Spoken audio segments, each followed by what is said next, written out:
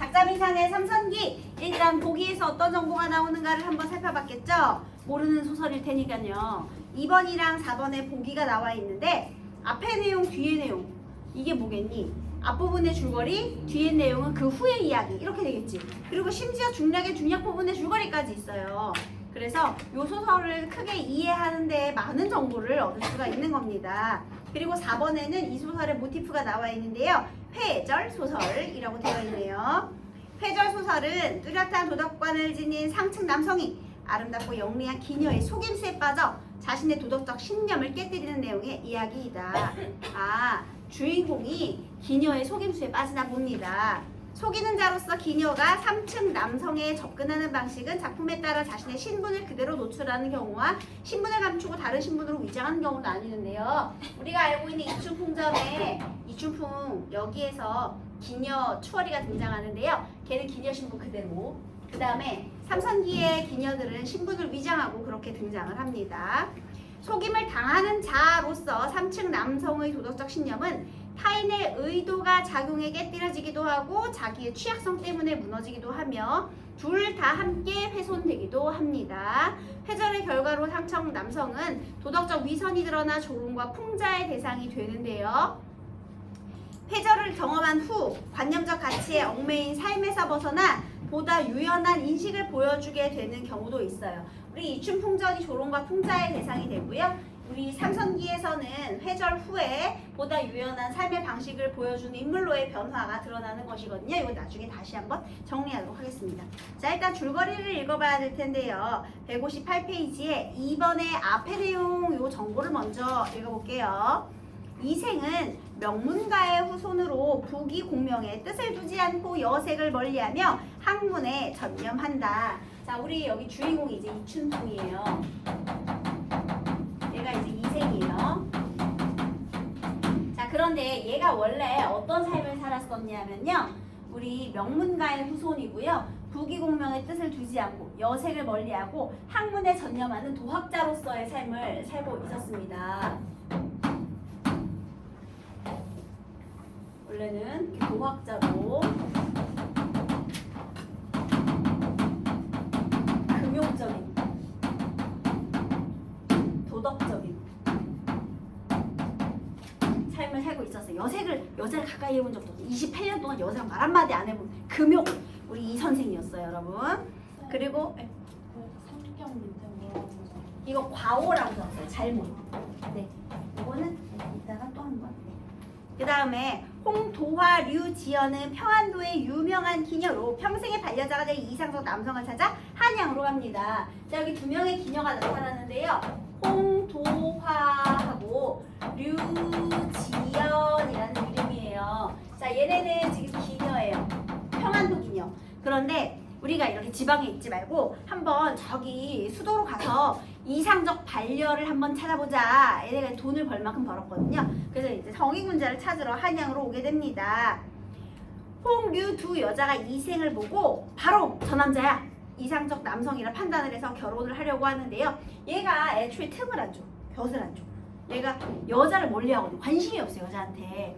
세속적인 일에 관심이 없어. 그런데 얘가 한양에 딱 갔을 때 소인배들이 얘를 막 이렇게 좀 괴롭히는 장면을 보게 되는데 소인배들이 괴롭혀도 얘는 자신의 도덕적인 신념을 잃지 않고 있는 모습을 보면서 와, 대단하다. 저렇게 성인군자라면 우리의 반려가 될 만하다. 이런 판단을 내리게 됩니다.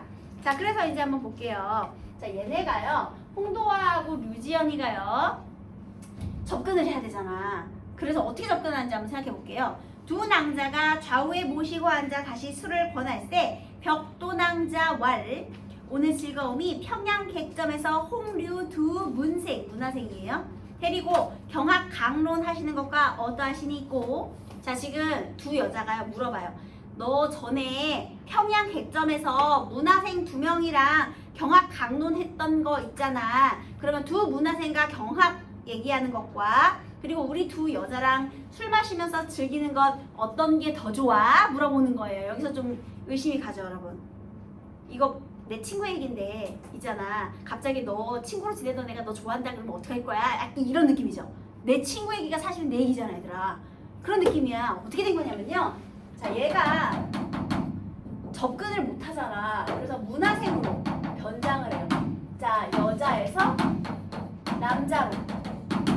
말합니다. 그래서 그게 홍생, 문생이에요. 홍생. 얘들아, 생은 남자 선비를 말하는 거죠. 여기는 류생 이렇게. 그래서 이름이 여기에서는요 이름도 바꿔요. 홍영학으로. 근데 여기 본문에 나와 있지 않아서 그냥 홍생이라는 표현을 썼습니다. 그 다음에 여기도 류봉학으로. 그래서 일단은 그렇게 했고요. 그 다음에 벽도낭자 왈이라고 했잖아요. 그래서 사실은 얘가요 또 한 번 여자로 이번에 선녀로 변장을 해요. 그래서 산 위로 끌고 가서 연분을 맺습니다. 얘는 홍도로서, 얘는 벽도로서. 우리 순진한 이춘풍 아무것도 몰라요. 그냥 문화생이면 문화생인가 보다, 선녀면 선녀인가 보다 이러는 거예요. 자, 그런데 중요한 거는 여기 전까지, 요때까지는요 여자랑 말도 섞어본 적이 없었거든요. 그리고 얘네들이 접근했을 때도 얘네와 함께 뭐 했다고요? 경악 강론을 펼쳤어요. 그럼 이때까지는 훼손 아니지, 회절 모티프 아니지. 그런데 선녀는 못 참지. 선녀는 술 한잔 먹어봐야지 얘들아. 선녀인데. 그래서 이때 회절을 하게 돼요. 그래서 얘가 지금 물어보는 거야. 야, 너 경악 강론하던 거랑 우리 두 선녀랑 술 마시는 거 중에 뭐가 더 좋아? 그랬더니 이생이 깊은 낯빛으로 온잔 재미는 있거니와 몹시 흥겨운 풍치야 어찌 이만하리요. 뭐가 더 좋아? 아유, 여자를 택했네요 결국. 그래서 어떻게 한 거야? 요 선녀들과 함께 어떻게 된 거예요? 회절. 드디어 회절하고 말았네요. 풍류를 즐겨버렸어요. 여자를 가까이 하면 안 되는데 얘들아 여자랑 같이 술 마신 것 자체도 회절이야. 왜냐면 도학자잖아. 남녀 7세 부동성 이런 거 들어본 적 있죠 여러분? 원래 여자랑 눈도 마주치면 안 되는 거야. 어디 얼굴을 보면서 같이 술잔을 기울여. 그러면 안 되는 건데 얘는 이제 선녀라고 생각했고 여기가 천상계라고 생각했어요 여러분. 그래서 순진하죠. 네, 그렇게 생각을 했기 때문에 그래요. 그 다음에 두 문생의 온화 정대하움이 저희 두 첩과 어떠하니 있고. 얘들아, 두 문생하고 저희 두 첩하고 같은 사람입니다. 근데 물어보면 계속 떠보는 거죠. 우리를 어떻게 생각하느냐. 차이가 없을 듯하여이다. 또 물어봐요. 남군이 항상 허황된 일을 믿지 아니하시거니와 만일 홍류 두 문생이 일종 하루아침에 남화 위녀 남자에서 여자가 돼서 평생을 보신다 하면 남군은 어찌하시리고. 자, 이생이 추연 슬프게 말하기를. 왜 슬프냐면요 지금 잠시 이별 중인 그 두 친구에 대한 그리움입니다. 그래서 그 친구를 그리워하며 말하기를 이렇게 생각하시면 돼요. 그럴 이치가 없으나 두 문생은 나의 직이지우라. 평생을 함께 지내기로 서로 약속하여 잠시 이별을 하였으니 만일 범절과 모양이 그러한 여자 있으면 어찌 아름답지 아니하리오. 여러분 이상하지 않아요? 니네는 갑자기 니네 친구가 여자가 돼가지고 나타나면 어우 그래 걔네 정도면 예쁘지 이렇게 생각할 친구가 있나요? 근데 좀 이쁘대 얘들아. 그래서 그 정도면 예쁘겠지. 하지만 그런 일은 없겠지. 이렇게 말하고 있는 거예요. 그러니 낭자가 속객을 대하여 조롱이 심하도다. 왜 속객이라는 표현을 쓰느냐. 속객이 세속의 선비거든요. 얘 지금 여기가 지금 선계인 줄 알고 있어요. 그래서 두 선녀님께서 이 세속의 선비를 데리고 조롱이 심하시군요. 이렇게 말하는 중입니다. 얘 지금 진실을 뭐 하나라도 아는 게 있어 없어? 아무것도 몰라. 선녀가 누군지 그 다음에 여기 문화생이 누구였는지 지금 아는 게 하나도 없습니다. 이에 두 낭자가 비녀를 빼어들어 바닥에 엎드려 사죄하며 말하기를 100년을 함께 사는 일이 지중하여 천첩이 대군자께 중재를 지었사오니. 얘들아 100년을 함께 사는 일을 내모하세요. 부부의 연. 한마디로 아까 전에 우리 보기에서 봤잖아요. 얘네가 왜 한양까지 온 거였어요? 평생의 반려자를 찾으려고. 그쵸? 그래서 지금 이거야. 이거 결혼하려고. 그래서 이게 반려자 찾는 게 너무나 중요해서요. 천첩이 대군자께 중재를 지었사오니 차생차생 이 생애에 어찌나 속죄하오며 대군자의 하늘같은 대덕을 세세생생 계속 다시, 그러니까 몇 번 다시 태어나도 어떻게 다 갚겠습니까? 1월 같으신 군자의 안광으로 어찌 몰라보시리까? 왜 몰라보냐? 우리가 바로 그 기녀다. 첩들을 어여삐 여기사 용서하심인가 하나이다. 용서해주세요 하는 거죠. 당초에 여화 위남으로 여자가 남자로 변장해서 몇 달 모실 때와 평생을 배운다 하여 모시고 내려올 때에는 자, 원래 한양에 있었는데요. 얘가 문화생으로 들어가서 평양까지 끌고 내려왔거든요, 지금. 그러면 다시 여화 위남하여 몇 달 모실 때와 평생 배운다고 모시고 내려올 때 여기 줄 치시고요. 네. 문화생일 때, 문화생으로 만났을 때 그 얘기예요. 문화생으로 만났을 때, 그러니까 문화생으로 위장했을 때, 혹 분변치 못하실 듯 하옵고 첩들의 죄상도 오히려 용서하심을 바라려니와. 얘들아, 이때까지는 회절이 아니니까 그냥 경악 강론한 거니까요. 그지? 그러면 여기는 경악 강론했으니까 이때까지는 용서할 수 있겠죠. 뭐 여자가 남자로 변장한 것쯤이야. 그런데 허황한 흉계로 선녀를 갖닥하여 정대하오신 군자를 산 위로 유인하여 연분을 맺는다 하옴은, 그러니까 선녀로 변장해가지고 회절시켰잖아 이번엔. 그쵸? 얘는 그 죄상이 만번 죽어도 아쉽지 않으리라. 그러하오나 그건 정말 잘못했다는 거죠. 하향의 천첩들이, 하향은 지방이에요 여러분. 지방의 천첩들이 천한 우리 기년대 대군자의 권고지택을 받자오니, 대군자의 권고지택, 그러니까 대군자의 돌봄을 받고자 하니 오늘 죽어도 여한이 없을지라. 엎드려 삼가 바라건대 대군자 서방님께 없어서 용서하옵소서. 오늘 이후 첩들의 사, 생, 영, 욕이 사, 죽고, 생, 살고, 영, 영화롭고, 욕, 욕되고, 이 모든 것이 서방님께 달렸사오니 강과 바다와 같은 은혜를 바라나이다. 자, 지금 여기에서 얘네들이 뭐 한 거예요? 자신의 죄, 모든 죄를 이실직고하고 용서를 구하는 장면이 되겠습니다. 얘들아, 얘네가 말하기 전까지 얘가 알았어, 몰랐어? 몰랐어요. 그래서 항상 이렇게 잘못을 고하는 장면에서는 어떻게 알게 되었는가, 얘를 인과적으로 판단하는 문제 되게 항상 나오잖아요. 여러분, 이 문제가 어디 나오느냐면요, 3번의 3번 선택지 한번 보실래요? 이것은 자신이 감추고 있는 사실을 상대방에게 들켜서 하는 말이다. 얘들아, 들켰니? 아니야, 자기가 스스로 말했잖아. 그러니까 항상 이렇게 진실이 밝혀질 때는 그런 인과관계 따지는 그런 선택지를 항상 좋아한다는 거죠, 여기 평가원 놈들이. 네. 그래서 요거 3번도 기억을 해두시고요. 네. 자, 그 다음에 또 이생이 청파에, 청파, 파, 청, 듣는 걸 파, 마친 후 정신이 어지러워 꿈인지 생시인지 깨닫지 못하다가 한참 후에 말씀이 하도 맹랑하여 믿지 못하겠으니 자세히 해명하라. 자, 아직까지도 지금 뭔지 모르겠는 거예요. 믿지를 못하겠는 거죠. 중원에서 밤에 홍도 낭자를 만날 때에는, 자, 중원에서 홍도 낭자를 만날 때, 그러니까 선녀로 변장한 홍도를 만났을 때 홍생이 성천에, 얘가 성천에 간 자취가 분명 얘 성천으로 떠난다 했거든요. 잠깐 다녀오겠습니다 했거든요. 그래서 이번엔 류생이 여기 있죠. 안주에 간 일이 확신하거든. 안주에 간다 그랬거든요. 그러니까 고지고대로 믿는 거야. 여기 안주 간다. 그러면 안주 갔나 보다. 그다음 성천 갔으면 성천 갔나 보다 하고 믿은 거야. 근데 어찌 그러하리요? 두 낭자가 머리를 조아리며 사죄하여 말하기를, 조그만 천첩들이 하늘이 내신 대군자를 기망하올 때에 무슨 꾀를 안 있으리 있고, 그게 다 우리의 꾀였다. 성천이나 안주에 간다 하고 지척에 있은들 서방님 눈에 띄지 않으면 어찌 알으시며, 그러니까 간다고 뻥치고 가까이 있어도 눈에만 안 띄면 너 모르는 거 아니야, 얘기해 주는 거죠. 자고로 소인과 천인은 얕은 꾀가 만사와 군자를 모함할 때 도리를 벗어난 악한 짓을 갖가지로 하는 법이었고, 한마디로 우리가 소인과 천인처럼 얕은 꾀를 부린 것이다 라는 얘기죠. 군자는 정직한 심장과 정대한 행세가 평생 거짓된 일과 사곡한 꾀는 아주 모르시니 어찌 유량하시리 있고, 한마디로 누구 잘못이야? 두 첩의 잘못이지, 이 정명한 군자는 당연히 모르는 것이 당연하다. 왜냐면 나쁜 짓을 해본 적이 없으니까 나쁜 짓을 모르는 거야. 꾸밀 줄 모르는 거죠.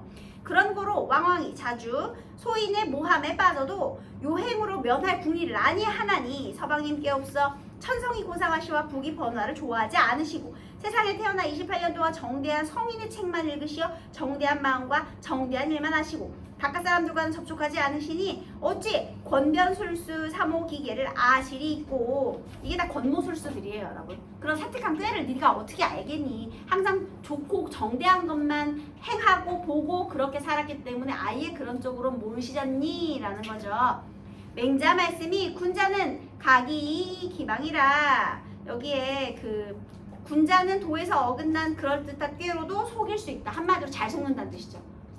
순진한 애가 잘 속지.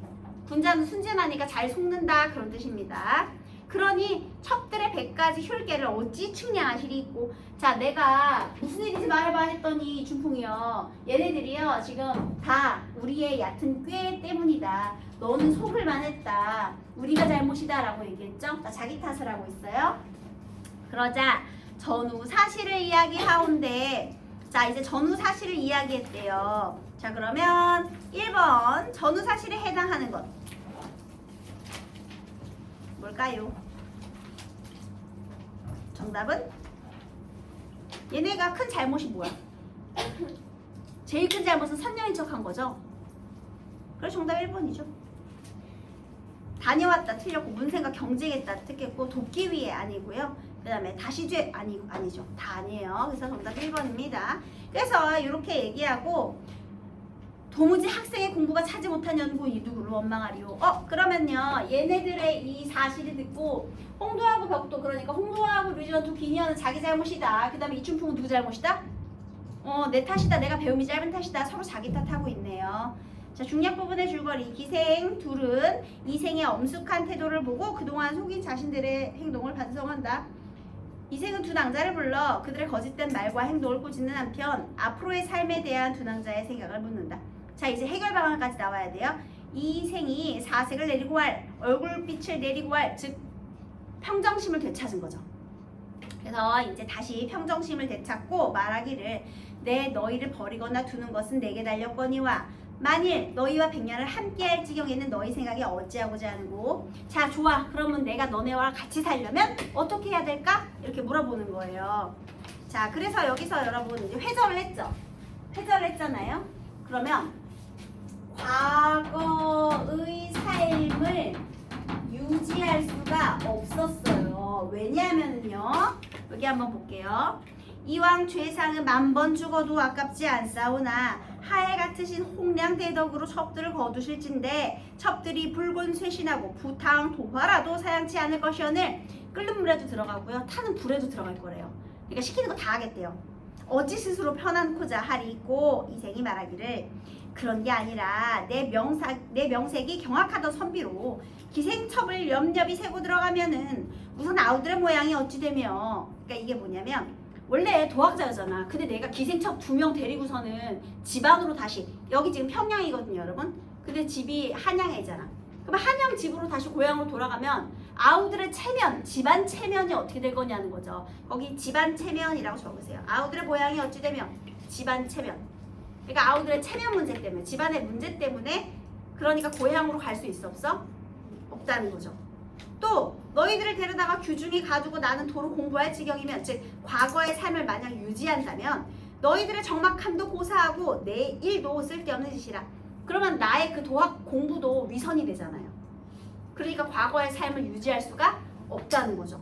이미 이렇게 변절해 버렸는데 공연이 19만 보탬이니 무슨 효험이 있으리요. 너희들의 편함이 곧 나의 편함이니 좋은 도리로 의논하라 하미요. 너희들을 겁주려 하옴은 아니라 그러므로 예부터 선비된 자의 조심하기 어려움이 이러한 연고로다. 자, 그래서 이제 과거의 삶의 방식을 유지하기 어려워서요, 삶의 방식을 바꿀 거예요.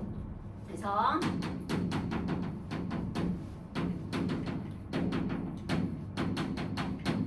삶의 방식을 변화시켜서요, 평양에 남아서 이 두 기녀와 함께 이제 살려고 하는 거거든요. 자, 그러면 이제 어떤 삶을 선택하느냐.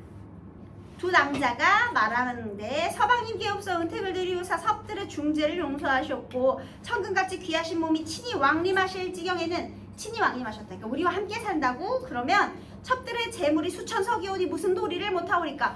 우리 돈 많아. 오, 좋겠네. 예, 뭐든 다 할 수 있어. 우리 돈 많아. 얘기하는 거예요. 좋을 대로 주서 나올 터이었고 일동일정을 서방님께 여주하올 것이니와 우선 압경이나 하사이다. 얘들 압경하는 게 뭔지 알아요? 자, 진정하고 일단 한잔해, 여러분. 얘가 이제 뭔가 해결돼가는 느낌이죠? 이생이 말하기를, 오죽 못난 놈이 무당에 서방되며 여간 참놈이 기생의 모가비가 되겠느냐. 너희 생각대로 해라.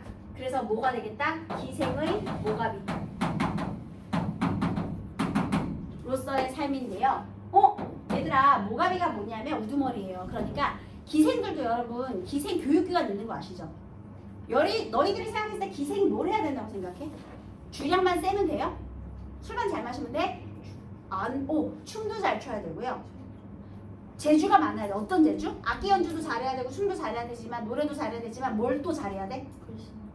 그렇지. 시서화에 능해야 돼요. 왜냐하면 우리 4대 부들과 함께 시조 창작의 주된 계층 아니겠습니까? 그러니까 그림도 잘 그려야 되고 문학 같은 거에 조예가 깊어야 돼 얘들아. 그래야 4대 부들이랑 말이 통하잖아.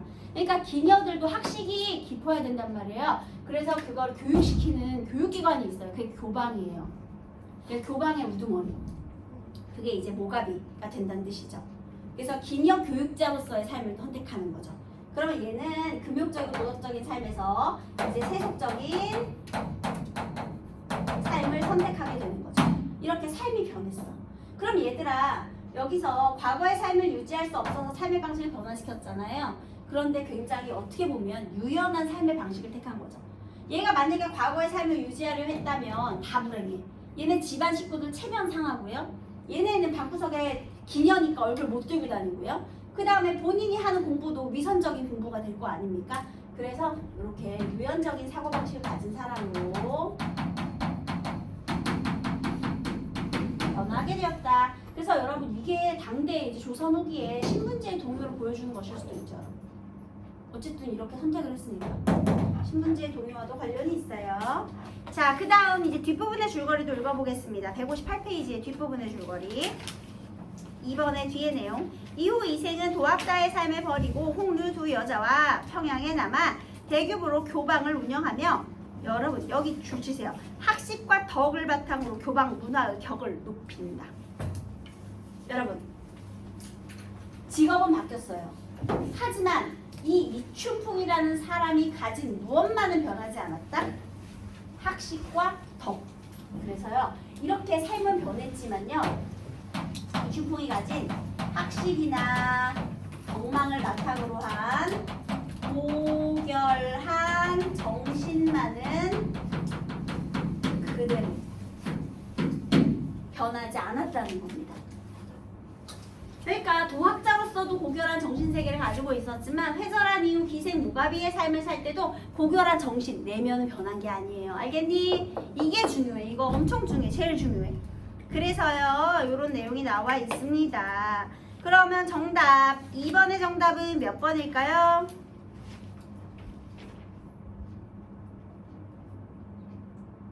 재물은 평양에서 골방 운영하는 데 사용된 것이 맞고요. 흉계를 사용할 까닭은 반려자로 삼기 위함이 맞고요.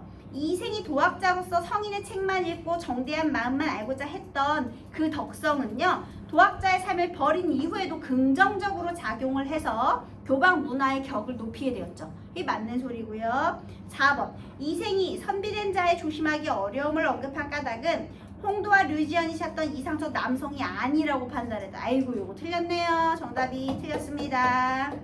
네. 자 그러면 3번 이거 아까 했고요. 4번에서 틀린 것 1번 조롱이 심하도다. 속이는 자의 속임수가 성공해서 속임을 당하는 자가 조롱과 풍자의 대상으로 격화되었음. 얘는 조롱과 풍자의 대상으로 격화되지 않았어요. 틀렸습니다. 자 여러분 우리 여기 이춘풍전하고 한번 비교 한번 해볼게요. 이춘풍전의 줄거리는 어떻게 되냐면요. 이춘풍이라는 사람은 굉장히 방탕해요. 그리고 위선적인 사람이에요. 원래 막 그 본부인한테는 가부장적 꼬라지를 다 부리거든요.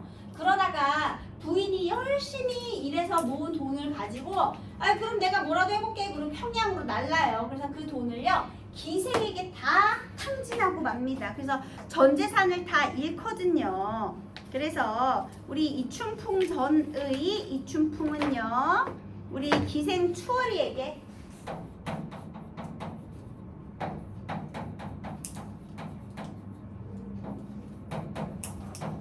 전 재산을 탕진해요.